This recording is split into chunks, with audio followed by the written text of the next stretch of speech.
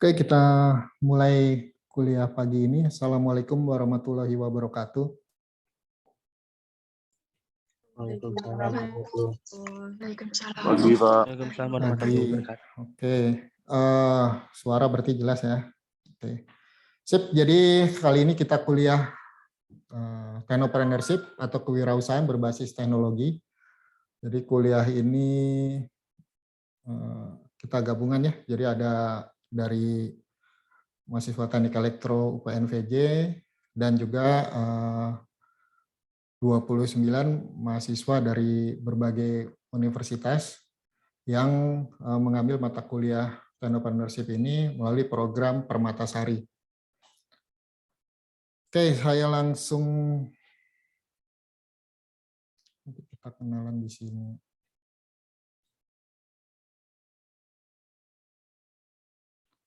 Oke ya, jadi kuliahnya judulnya Entrepreneurship.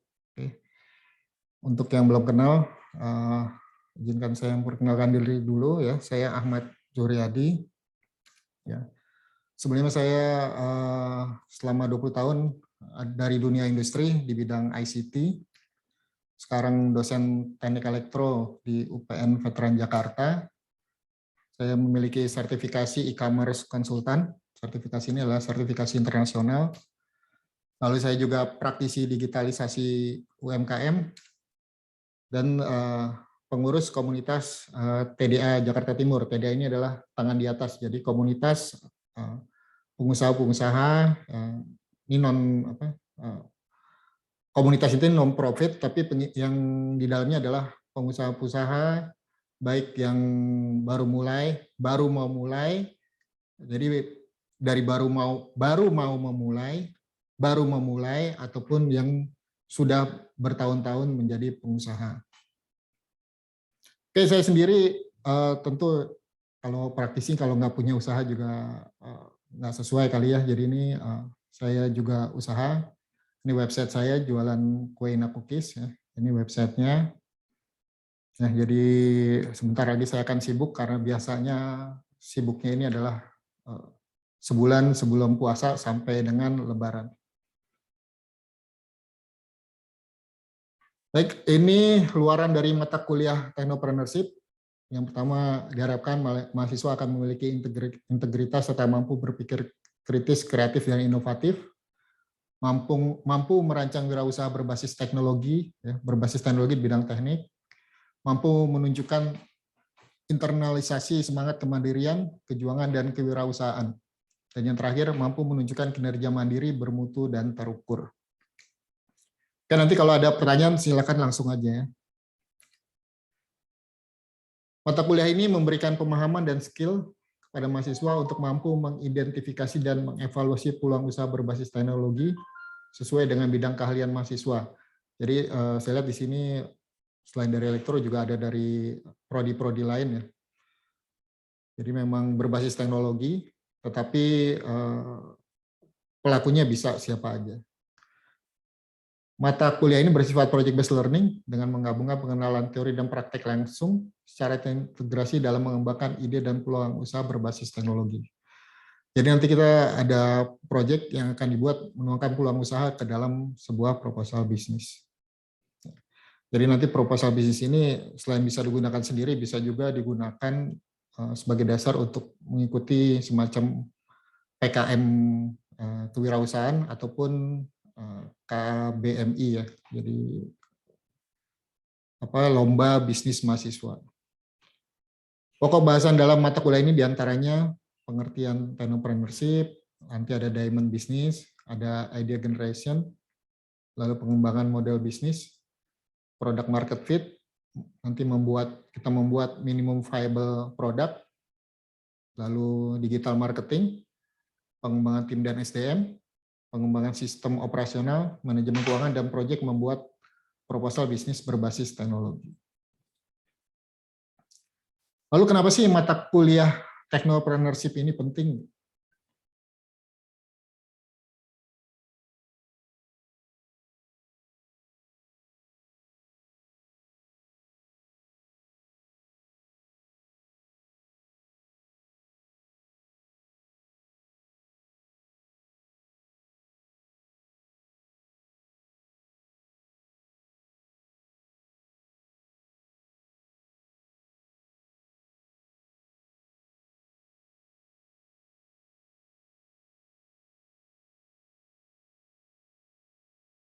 perusahaan, di mana setara dengan lulusan yang mendapat pekerjaan ataupun setara dengan lulusan yang melanjutkan studi ke tingkat yang lebih tinggi. Jadi setiap perguruan tinggi itu dimonitor berapa banyak sih lulusannya nanti yang menjadi wirausahawan, mendapat pekerjaan, dan berapa yang melanjutkan studi. Jadi 3 hal ini setara ya. Jadi kalau dulu mungkin setelah lulus otomatis ya yang ada di pikiran langsung kerja, tapi sekarang tidak. Pemerintah sudah menyamakan, mensetarakan wirausaha dengan mendapat pekerjaan ataupun melanjutkan studi. Lalu yang kedua, sebagai dasar untuk mempersiapkan mahasiswa menjadi seorang wirausahawan. Oke, pokok bahasa ini tadi udah sempat disampaikan ya. Jadi dari pengertian, demand bisnis, idea generation, pengembangan model bisnis, product market fit, membuat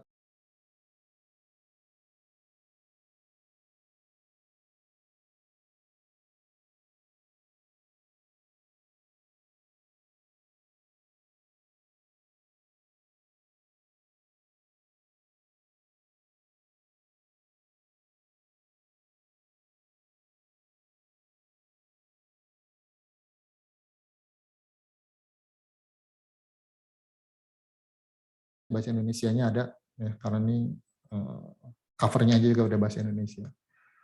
Jadi business model generation dari Alex Osterwalder, lalu The Lean Startup dari Eric Rice, lalu buku The Startup Owner Manual dari Steve Blank dan Bob Dove. Ya, jadi ini 3 referensi dasar yang meskipun dilihat dari tahunnya 2010, 2011, dan 2012, tapi 3 buku ini yang banyak dijadikan referensi oleh startup ataupun oleh kampus-kampus lain yang membuka mata kuliah entrepreneurship. Mentor-mentor bisnis juga pegangannya 3 buku ini, tentu juga ada referensi-referensi lain. Nanti referensi-referensi lain kita dalam bentuk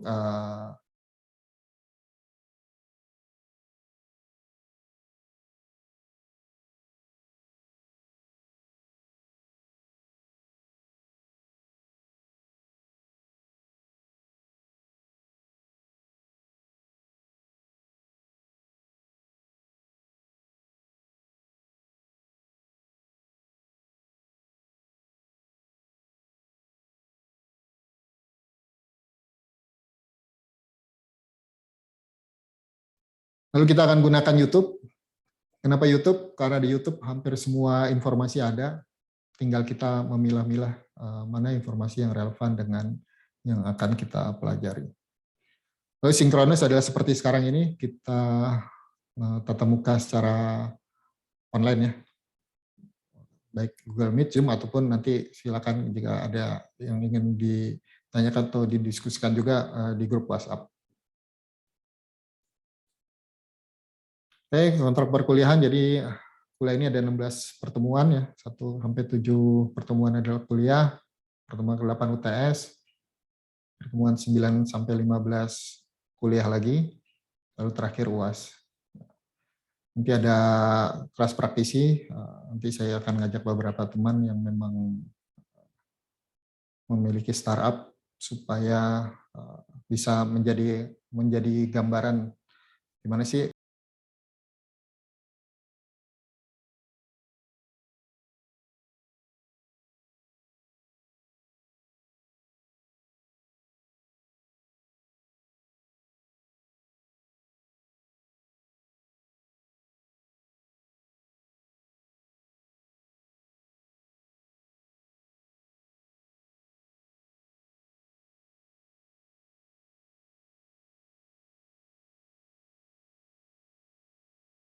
saya lanjut. Izin Pak, Ya, silakan. sebelumnya perkenalkan nama saya Alfoji Pak. Ya. Dari Universitas Malikus Saleh, Aceh Pak. Waduh, jauh ini dari Aceh, mantap. Ya betul Pak. Ya, salam kenal ya. Ya Pak, dan kebetulan ada dosen saya lulusan S2 dari UPN Jakarta Pak. Wow, ya, bagus. Dengan ya, jurusan Teknik Elektro Pak. Oh ya, Nah, di sini saya izin bertanya, Pak. Ya, silakan. Untuk sistem perkuliahan kita kan, Pak, secara daring. Ya.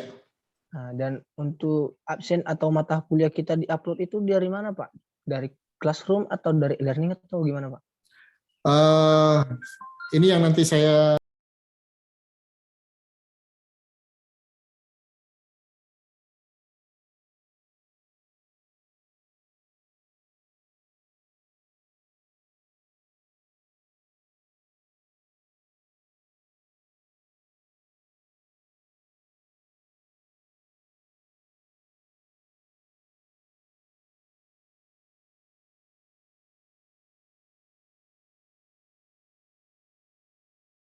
Indonesia dari Aceh. Oke, silakan jika ada yang lain.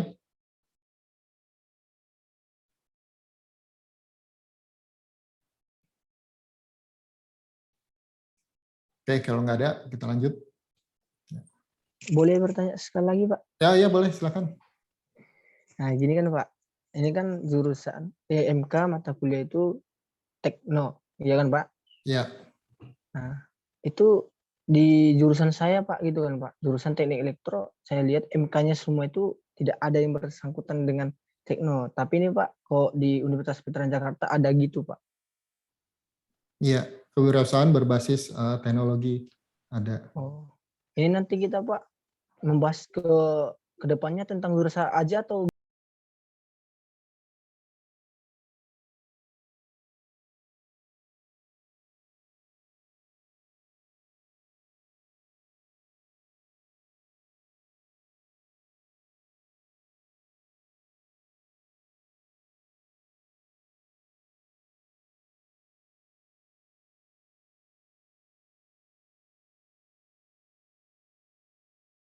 Kan kalian nih background-nya macam-macam kan, ada yang elektro, saya lihat ada yang fisika, ada juga yang dari IPB gitu. Jadi teknologi itu hanya sebagai alat bantu yang mensupport supaya istilahnya usaha kita itu bisa eh, berjalan dengan lancar gitu. oh, Jadi memang ibaratnya bisa dikenal di luar gitu, Pak ya? ya salah satunya itu. Oh, boleh, boleh. Terima kasih, Pak. Oke, sip. Oke ya, oke, kita lanjut. Kalau ada silakan aja, langsung ditanyakan aja. Jadi definisi entrepreneurship, jadi ini kan technopreneurship. Nah ini dasarnya kan eh, teknologi tambah entrepreneur. Nah entrepreneurship itu sendiri adalah aktivitas yang dilakukan secara konsisten guna mentransfer ide-ide yang bagus menjadi kegiatan usaha yang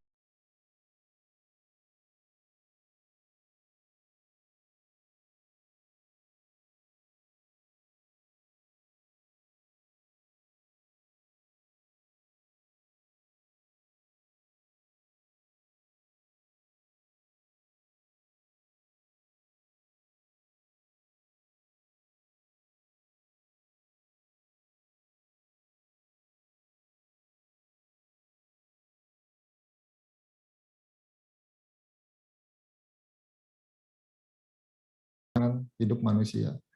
Jadi technopreneurship adalah sebuah bisnis atau wirausaha yang berbasiskan teknologi. Nah, teknologinya ini bisa apa aja. Memang kalau yang sedang happening saat ini adalah yang teknologi yang mendukung industri 4.0 seperti artificial intelligence, IoT, cloud dan sebagainya. Tapi bukan berarti teknologi di luar itu tidak bisa. Teknologi di luar itu juga tetap bisa. Jadi apapun berbasis wirausaha yang berbasis teknologi. Oke, contoh usaha berbasis teknologi ini adalah orang-orang yang bisa dibilang sudah berhasil ya. Ini Traveloka. Sebelah kiri kita lihat adalah situs untuk booking tiket online. Lalu Tokopedia, kita tahu ini adalah marketplace, salah satu marketplace yang ternama di Indonesia. Lalu yang berikutnya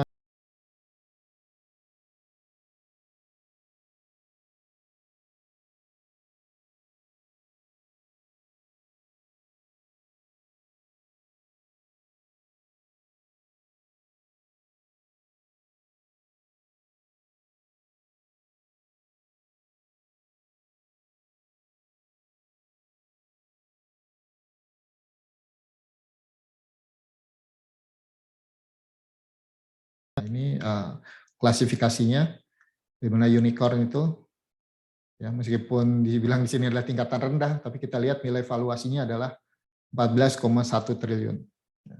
Contohnya Gojek, Traveloka, Tokopedia, Bukalapak. Lalu Dekakorn, itu tingkatan sedang, valuasinya udah 140 triliun. Sini ada Grab, Pinterest, Dropbox, Xiaomi. Lalu Hektokorn, ini tinggi, valuasinya 1.400 triliun. Jadi di sini belum ada, tapi saya juga belum update apakah sekarang udah ada yang bisa menembus ini ya. Jadi di sini bisa dibilang setara dengan Facebook, Google, Microsoft, Apple, dan lain-lain.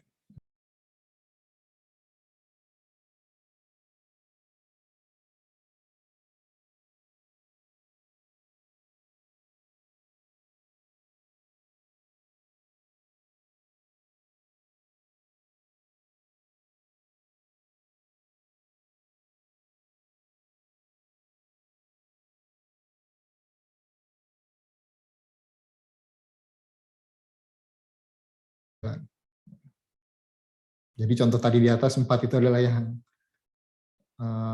sukses, padahal jauh lebih banyak lagi startup yang mengalami kegagalan. Oke, ini berdasarkan hasil riset ya, ada beberapa alasan yang sama ya, common reason kegagalan dari startup. Kita lihat ya, dari yang paling besar ini adalah lack of product market fit. Jadi produknya ternyata tidak sesuai dengan pasarnya. Lalu yang kedua adalah marketing problem, ini 22%. Lalu tim problem 18%. Ini finance, keuangan 16%. Tech problem, jadi problem di teknologi itu hanya 6%. Ya, jadi sebenarnya kecil. Lalu operation problem 2% dan legal problem 2%. Ya.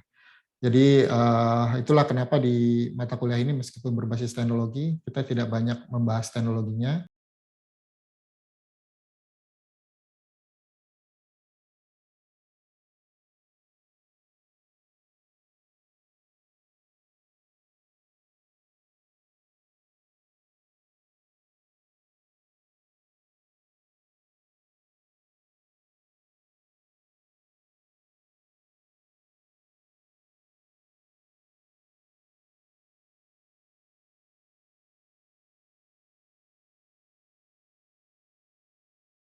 Ya, ini contoh startup yang gagal.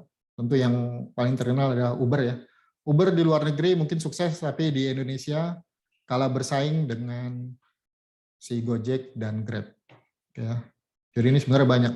Sampai sekarang pun sebenarnya masih banyak lagi startup yang gagal. Ya.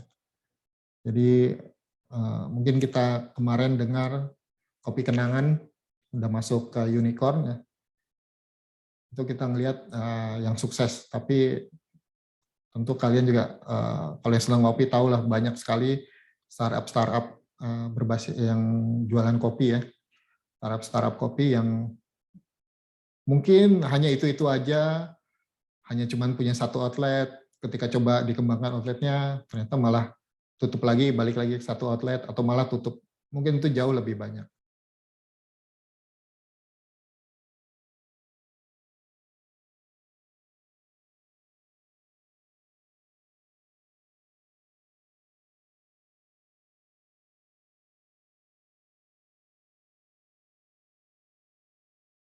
Apa aja sih gitu supaya kita bisa menjadi entrepreneur yang sukses. Yang pertama, mengidentifikasi dan mengevaluasi peluang pasar, ya ini otomatis ya. Jadi kita jangan masuk ke sesuatu yang memang nggak ada potensi pasarnya, tuh dalam arti tidak bisa menghasilkan uang. Lalu kedua, menemukan solusi-solusi untuk mengisi peluang pasar tersebut. Yang ketiga, memperoleh sumber daya yang diperlukan untuk menjalankan bisnis. Yang keempat, kalau kita udah dapat sumber daya, tentu kita harus mengelola sumber daya tersebut. Jadi dari fase awal kita startup, bertahan sampai ke ekspansi. Dan kita juga seorang entrepreneur harus bisa mengelola risiko-risiko yang berhubungan dengan bisnis. Ini tahapan untuk mengembangkan jiwa entrepreneurship. Yang pertama adalah internalization, membangun pengetahuan tentang entrepreneurship. Ya, ini salah satunya adalah dengan mengikuti mata kuliah ini untuk membangun pengetahuan tentang entrepreneurship. Lalu memahami medan usaha, pemahaman terhadap urgensi dari kewirausahaan. Yang kedua adalah paradigma alteration. Jadi kita merubah paradigma umum terhadap usaha instan. Mungkin kalian belum lama ini dengar misalnya Gozali yang sukses dengan jualan NFT, itu hanya salah satu contoh. Kelihatannya, wah ini instan nih. Cuman jualan begitu bisa dapat istilahnya untung banyak. Dan sekarang banyak sekali yang ngikutin gitu. Ngikutin Gozali, jualan NFT di OpenSea malah banyak nggak berhasil ya. Karena kita ngelihat seakan-akan yang dilakukan Gozali itu instan. Padahal perjalanan menuju ke sananya gitu. Dia ngumpulkan foto-foto selfie-nya aja tuh udah istilahnya bertahun-tahun gitu. Jadi dari hobi, kan sebelumnya mungkin dia nggak kepikiran bahwa itu bisa dijual dalam bentuk NFT. Kalau kita analogikan ya, Indomie aja, ya, Indomie yang bisa dibilang mie instan itu butuh proses. Contoh paling gampang, ini adalah salah satu misteri. Kenapa kalau kita bikin Indomie sendiri sama beli Indomie di tukang Indomie ya, di warkop rasanya beda. Boleh kalian coba sendiri. Kalau kita bikin sendiri sama kita makan di warkop, jauh lebih enak di warkop. Padahal itu sama-sama Indomie, sama-sama cara masaknya, kita bisa lihat dia masaknya seperti apa, tapi kok rasanya beda. Nah ini contoh bahwa nggak ada yang instan. Bahkan memasak Indomie pun juga tidak instan. Mengapa kalau kita makan Indomie di warung kopi jauh lebih enak? Satu hal yang mungkin kita lupa atau tidak kita perhatikan, yang di warkop tukang Indomie itu sudah masak mungkin ribuan kali masak Indomie. Jadi dia udah tahu celah-celahnya. Mungkin kita seakan-akan, sama aja kok caranya. Kita nggak tahu itu. Gitu. Sedangkan kita, ketika kita bikin sendiri di rumah, mungkin belum tentu sudah mencapai angka 100 kita memasak Indomie. Jadi bagaimana kita bisa rasanya sama. Meskipun bahannya sama, cara masaknya seakan-akan sama-sama instan, tapi rasanya beda. Inilah bahwa tidak ada sesuatu yang instan. Lalu yang berikut, memahami bahwa unit usaha real dibutuhkan untuk perkembangan perekonomian dan jiwa berwirausaha. Lalu berikutnya, spirit initiation, yaitu kita harus memiliki inisiasi semangat untuk mengkatalisasi gerakan pembangunan unit usaha. Dimulai dengan pemberian modal awal yang disertai dengan monitoring. Modal awal ini bukan menjadi suatu kendala ya. Modal awal ini belum tentu dalam bentuk uang, tapi juga bisa dalam bentuk tenaga, pikiran, dan sebagainya. Lalu competition, ya kita nggak usah takut dengan yang namanya kompetisi, karena yang namanya kompetitor atau persaingan itu justru membuat seorang entrepreneur menjadi lebih baik. Ya, di mana dengan adanya kompetisi, seorang entrepreneur mampu menghadirkan nilai tambah dan produk atau yang sering kita sebut sebagai inovasi. Oke, yang berikut ini adalah pedagang versus pebisnis. Mungkin di antara kalian ada yang sudah jualan online ya atau punya usaha. Nah, ini harus kita bedakan pedagang dengan seorang pebisnis. Yang sebelah kiri itu adalah pedagang. Yang paling, kalau yang kekinian ya banyak yang jualan di online store atau di IG atau di sosial media gitu. Di situ lebih banyak tujuannya adalah mencari untung. Biasanya juga dikerjakan oleh diri sendiri. Lalu waktu kita habis saja waktunya habis untuk jualan, ya untuk ngontrol. Jadi segala sesuatu kita lakukan sendiri. Terus juga biasanya belum pernah menjadi pengusaha, dan hasil dagangannya itu adalah tergantung dari usaha sendiri. Yang dikejar adalah omset. Makin banyak jualan. Nah, inilah bedanya. Jadi ketika seorang pedagang, ya kita lihat tadi hasil tergantung usaha sendiri. Katakanlah kita jualan tiap hari bisa untung 300-400 ribu, tapi ketika kita tidak jualan, kita stop jualan, ya udah untung itu hilang. Jadi misalnya untung 200 ribu tiap hari jualan, dalam sebulan berarti 6 juta. Tapi karena sesuatu dan lain hal misalnya, kita tidak jualan 10 hari, berarti udah berkurang untungnya 2 juta. Jadi yang biasanya untungnya misalnya 6 juta, hanya tinggal 4 juta. Nah, itulah pedagang. Sedangkan pebisnis, itu mencari uang melalui ekosistem sebagai penghasil uang. Biasanya juga memiliki manajemen atau tim.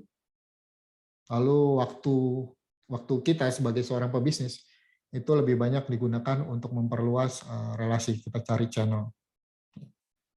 Biasanya yang seorang pebisnis itu sebelumnya sudah pernah menjadi pedagang. Hasil tergantung dari kinerja tim, dan yang dikembangkan adalah aset. Jadi ada semacam, bukan pepatah ya, jadi semacam kata-kata yang menyatakan bahwa pebisnis itu, jadi usahanya jalan, pemiliknya bisa jalan-jalan. Jadi pemiliknya jalan-jalan, usahanya tetap jalan. Beda dengan tadi, seorang pedagang, kalau seorang pedagangnya jalan-jalan gitu, nggak buka, ya otomatis dia nggak dapat duit, malah mengeluarkan uang. Sedangkan pebisnis, ya dia jalan-jalan, usahanya harusnya tetap jalan. Itulah yang kita cari, kita menjadi seorang pebisnis, bukan seorang pedagang. Oke, silakan jika ada yang ingin ditanyakan. Mungkin lebih banyak diskusi aja, karena kuliah pertama ini lebih kepada pengenalan, apa sih itu tadi, entrepreneurship atau technopreneurship. Silakan jika ada yang ingin ditanyakan.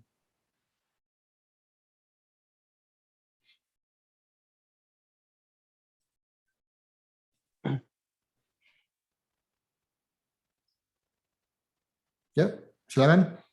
Tidak usah sungkan untuk bertanya. Ini izin Pak.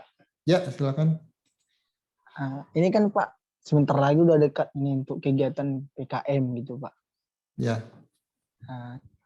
Berarti Pak untuk mengajukan kegiatan PKM ini, kegiatannya bisa melalui Tekno inilah Pak gitu Pak. Kan ada di situ Pak nanti bagiannya kayak riset dan teknologi gitu Pak.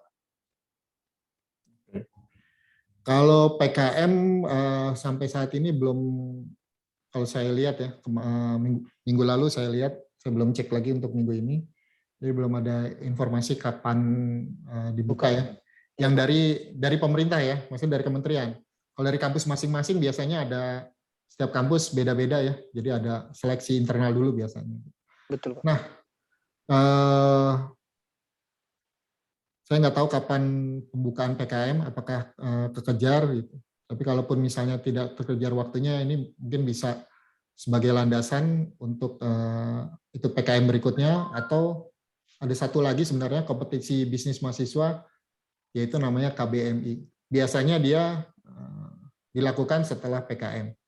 Jadi masih, kalau nggak kekejar PKM, nanti bisa juga jika mendapat inspirasi dari kuliah ini, bisa juga nanti mengajukan di KBMI.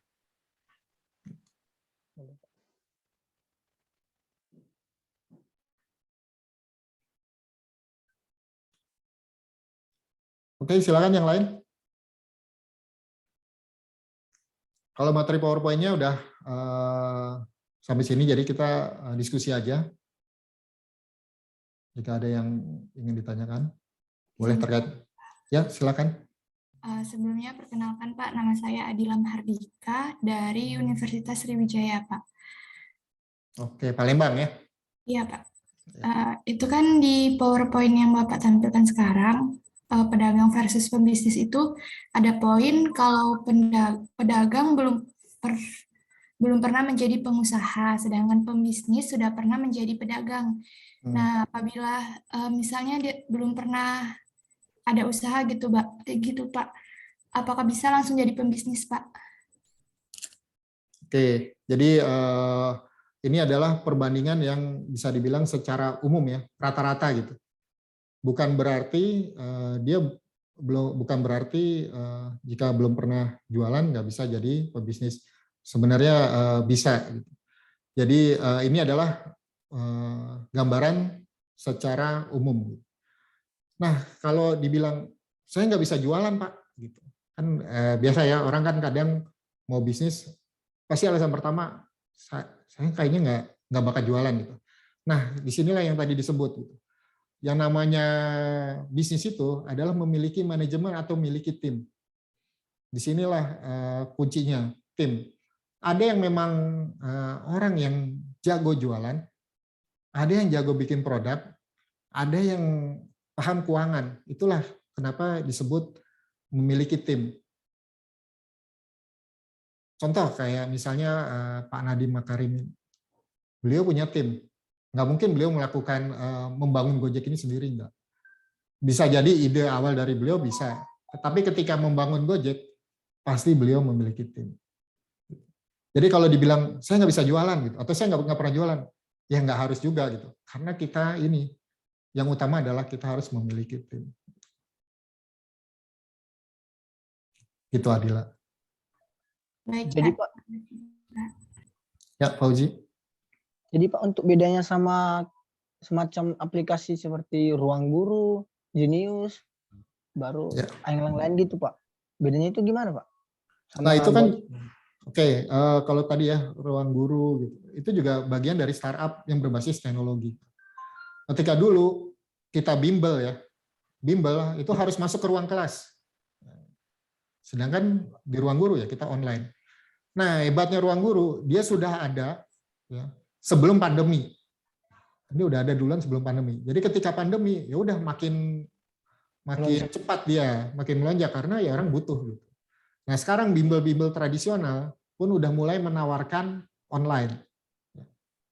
Kalau saya nggak tahu kalian semester berapa ya, kalau yang kemarin-kemarin ini ya, yang baru mungkin yang baru semester awal waktu SMA pasti sering dapat itu apa brosur ataupun broadcast WA menawarkan bimbel yang tradisional udah mulai berubah menawarkan online.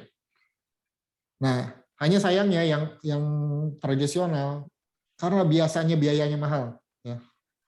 Pasti kalian tahu bimbel tradisional biayanya mahal. Ketika mereka berubah menjadi online, itu tarifnya nggak terlalu banyak turun. Silakan cek. Jadi tetap aja akhirnya kalah dengan Ruang Guru dan ada juga yang lain seperti Pahamify dan lain-lain. Kenapa mereka bisa murah Pahamify atau Ruang Guru?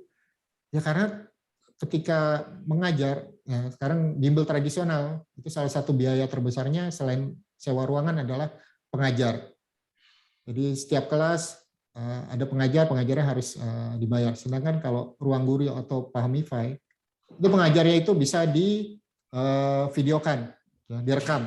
Jadi ketika setelah direkam itu tinggal bisa ditonton ulang. Jadi bayarnya hanya sekali, bayar pengajarnya hanya sekali, direkam. Yang nonton atau muridnya itu bisa puluhan, ratusan, bahkan ribuan. Itulah yang membedakan. Kita kembali lagi ke awal ya. Jadi itulah yang membedakan wirausahaan berbasis teknologi. Dengan teknologi biaya bisa lebih murah dan efek viral ya, kita bisa bilang efek viral atau efek meluasnya itu jauh lebih cepat dibanding yang tradisional. Saya punya teman yang punya bimbel sebelumnya juga tradisional. Ketika tradisional muridnya paling hanya 100, 150. Nah sekarang ketika online dia bisa menjangkau seluruh Indonesia. Jadi muridnya bisa ribuan. Dengan biaya yang lebih murah, lebih menjangkau seluruh Indonesia.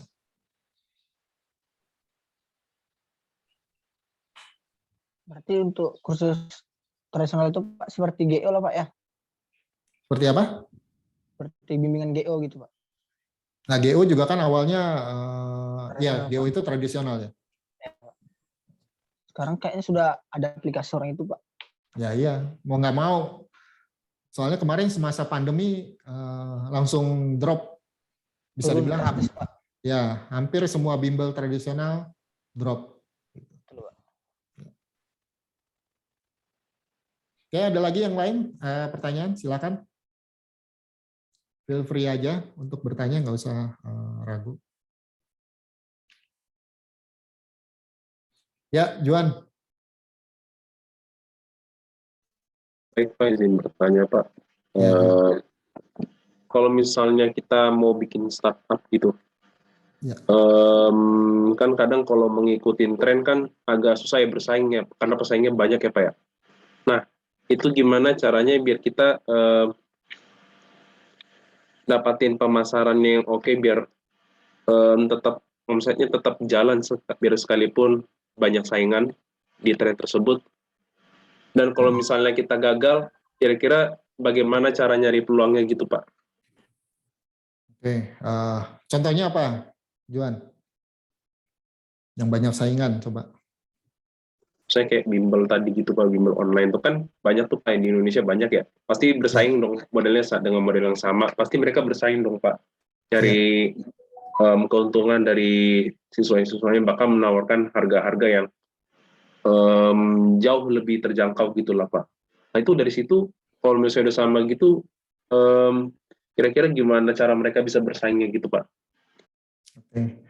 Jadi sebelum jauh ke sana ya, nanti ada materi khusus yang membahas itu ya. Jadi kita jangan dari awal udah ngelihat pesaing, tapi kita lihat adalah produk kita. Jadi kita lihat dulu pasarnya. Contoh misalnya tadi bimbel ya, kita lihat pasarnya bimbel siapa sih gitu. Kalau menurut Juan, kalau punya bimbel mau jualannya ke siapa, Juan? Tergantung bidang saya, Pak. Tergantung bidang ya, Pak. Kalau misalnya bidangnya mungkin lebih ke UTBK, mungkin lebih ke siswa lulusan SMA atau yang mau coba SBM lagi, Pak. Ya, gitu, Pak. Oke, itu benar ya. Jadi gini, bimbel itu kan luas. Ya. Salah satu target bimbel adalah tadi mungkin berarti kita bicaranya adalah kalau yang ditarget adalah untuk UTBK, berarti kan yang disasar adalah sekolah SMA, SMK yang atau siswa kelas 3 atau yang sudah lulus yang mau mengulang ya. Itu satu. Jadi di sini adalah bimbel itu harus jelas dia mau jualannya ke siapa. Nah, ini contoh yang pertama adalah ke kelas 3. Nah, gimana caranya supaya jualannya benar? Ya tawarkan ke orang tua siswa yang kelas 3 atau ke siswanya kelas 3. Jangan nawarinnya ke yang kelas 1. Atau jangan nawarinnya ke SMP. Atau malah jangan nawarinnya ke SD. Jadi banyak pebisnis baru ya yang ngerasa bahwa dia punya satu produk yang bisa jual ke semua orang. Jadi nggak ada yang namanya satu produk yang bisa dikonsumsi oleh semua orang. Lalu yang kedua, itu kan tadi contoh jualannya ke yang untuk UTBK. Pesaingnya banyak, itu benar pesaingnya banyak. Nah itu butuh kreativitas. Nanti di mana kreativitas nanti kita akan bahas detail. Tapi di bimbel ada satu, ini ada kisah nyata teman saya. Jadi kalau dibilang ini termasuk bagian dari bimbel. Tapi yang disasar siapa? Yang dia fokus, jadi ini belum banyak, fokus kepada anak SD atau TK yang mau belajar membaca.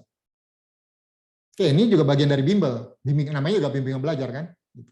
Ini pemainnya masih sedikit dan ini teman saya, dia masuk ke sana, tadinya dia offline, sekarang dia online, muridnya juga udah mungkin dia sampai 1000-an ya. Saya lihat kemarin guru-gurunya diajak wisata, berarti dia memang benar-benar sukses.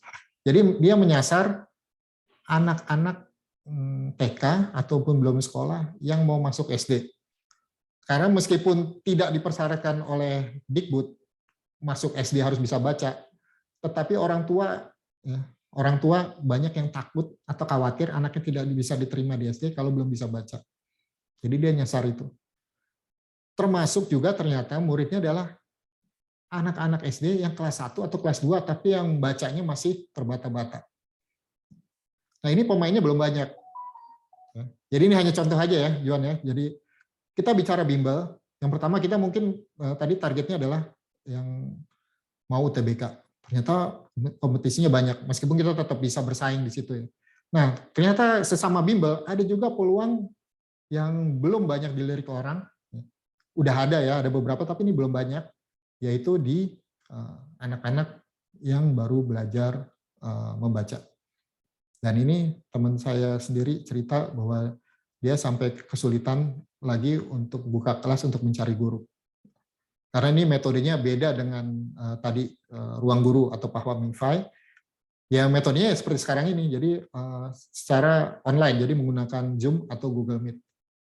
Jadi dia udah menjangkau seluruh Indonesia, anak-anak TK atau SD untuk belajar membaca. Oke Juan, itu adalah salah satu contoh bagaimana kita menggunakan kreativitas yang tadinya mungkin kita bimbelnya nyasar UTBK atau anak SMA kelas 3, SMK kelas 3, kita bisa lagi lihat peluang, wah ternyata ada juga potensi yang ternyata jauh lebih besar, yaitu menyasar anak-anak TK atau SD kelas 1, kelas 2 untuk belajar membaca. Oke, ada lagi? Bisa Pak, saya mau tanya Pak. Ya, William. Ya, Pak. Jadi kan zaman dulu kan, kalau nggak salah kan ada aplikasi namanya Skype kan Pak.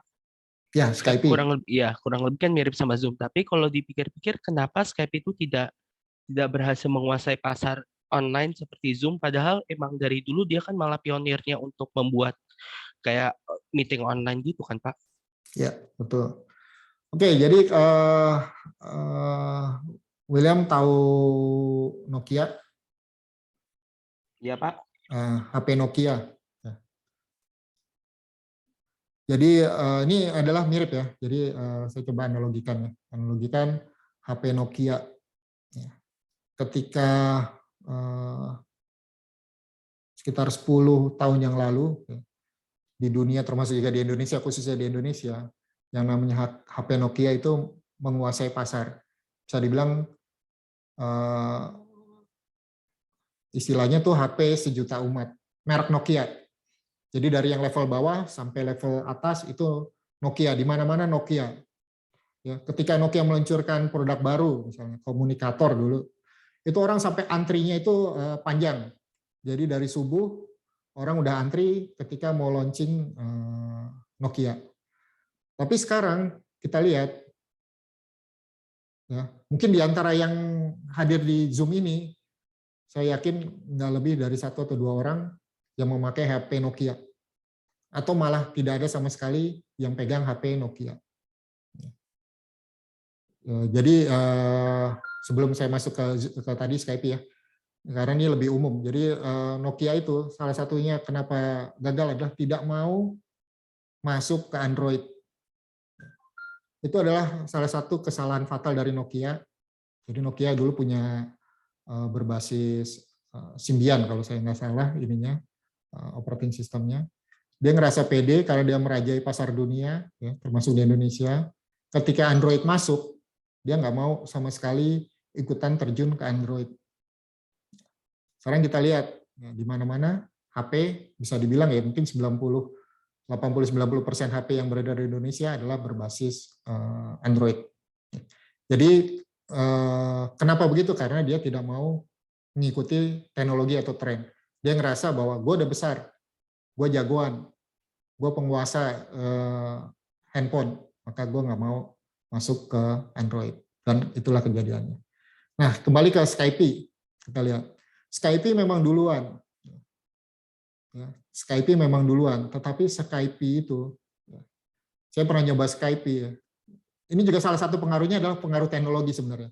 Skype itu keduluan dalam arti gini, dia mungkin termasuk yang pertama.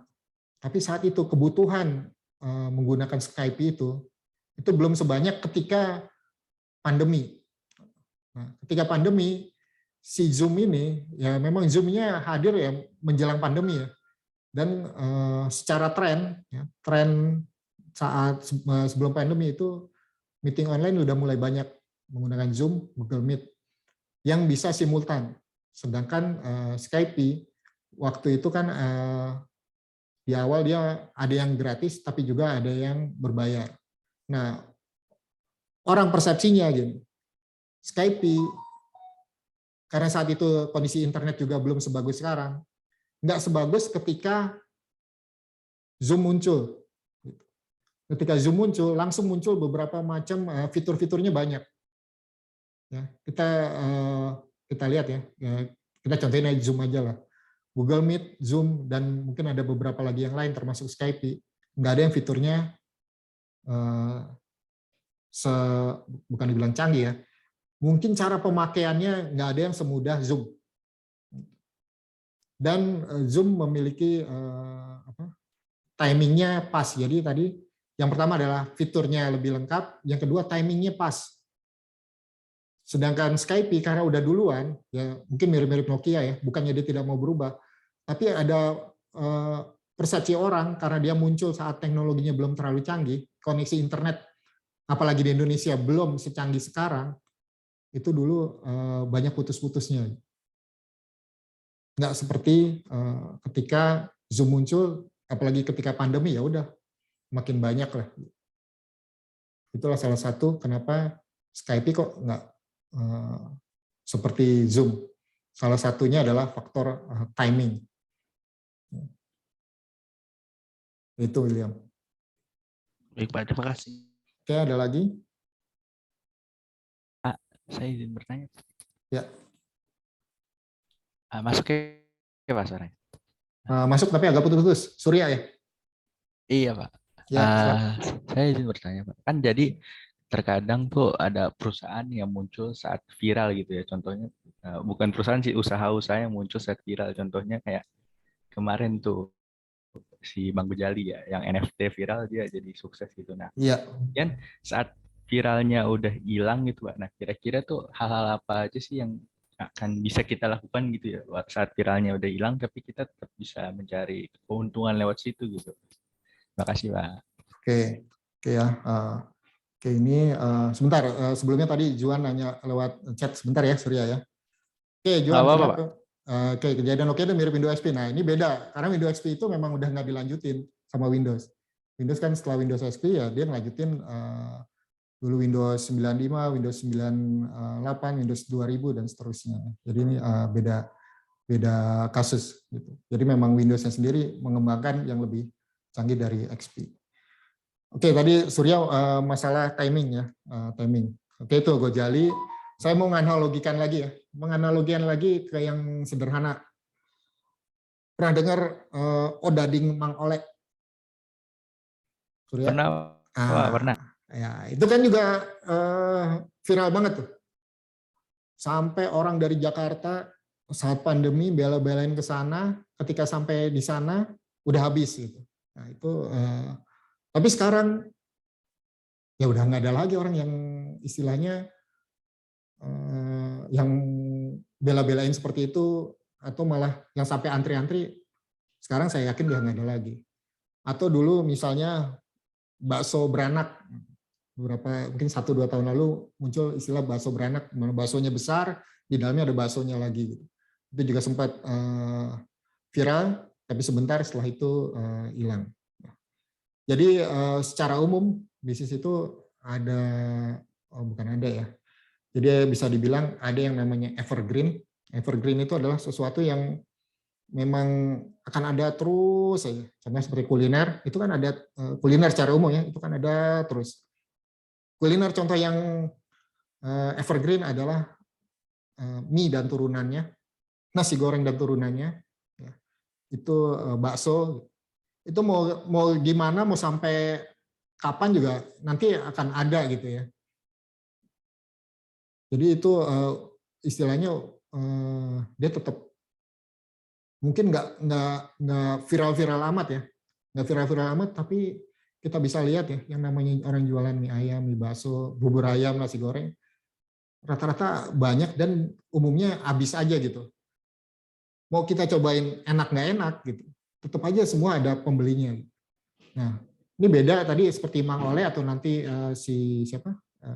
Mungkin Gojali nanti khusus ya. Tadi yang Odading Mang Oleh itu adalah sesuatu yang istilahnya musiman. Sesuatu yang, itu akan selalu ada yang musiman. Nah, tinggal gimana kita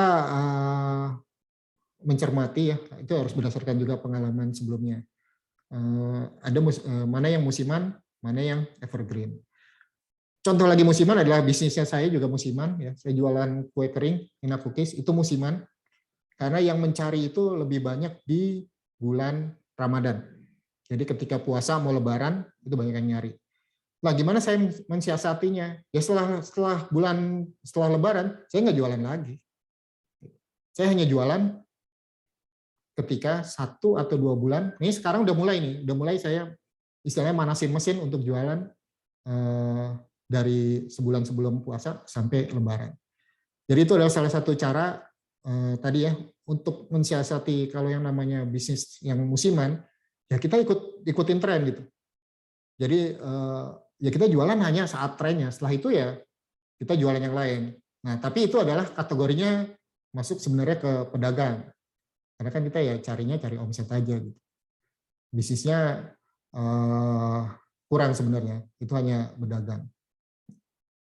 Jadi itu oke ya, kita sekarang ke Gojali. NFT ya.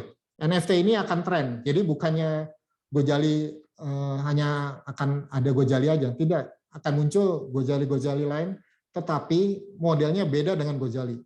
Dalam arti Gojali kan menjual foto selfie-nya dia dijadikan NFT. Nah, nanti akan ada Gojali-Gojali lain, tapi bukan foto selfie-nya. Bisa jadi nanti misalnya terkait dengan membuat NFT tentang misalnya tempat-tempat wisata gitu. Bisa jadi nanti itu akan menjadi booming, tapi ya bukan booming ya, akan laku, tapi setelah itu ya akan ada lagi yang lain gitu. Jadi NFT-nya sendiri itu baru mulai. Jadi NFT-nya sendiri baru mulai. Dan ini tren ini akan panjang. NFT trennya akan panjang. Tinggal apa yang mau kita jual dalam bentuk NFT, nah itu yang perlu kita cari, kita berkreasi. Nah, salah satu contoh sederhana nanti kita bicara NFT, kita harus bisa bicara juga tentang metaverse. Ini sesuatu yang juga akan booming ya. Jadi misalnya kalau saya memiliki kemampuan untuk metaverse ya, karena itu harus orang yang bisa desain, bisa ngebayangin. Saya akan bikin misalnya ya metaverse kota tujuan wisata. Contoh paling gampang misalnya Bandung. Orang-orang di Pulau Jawa kan banyaknya, Jakarta pun juga sana ke Bandung. Jadi ketika seseorang mau menuju Bandung, ya, sebelum dia pergi ke Bandung, dia akan masuk ke metaverse saya.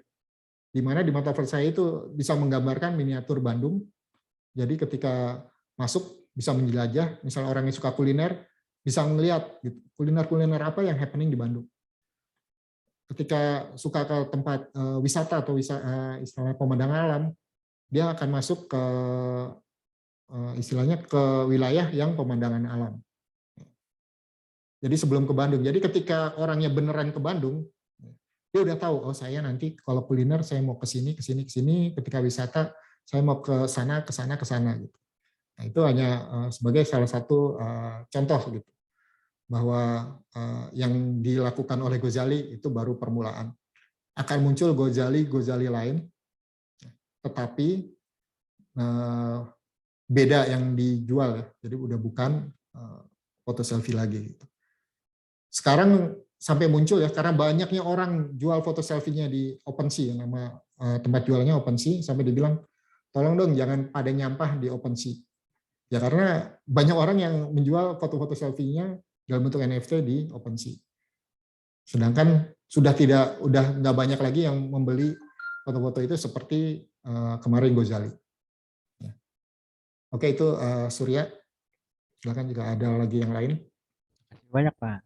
Ya.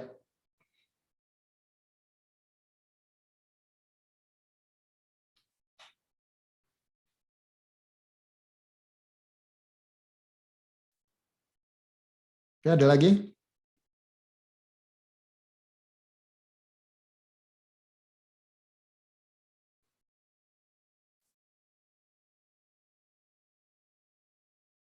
Oke, kalau sudah tidak ada, kita sampai sini dulu ya.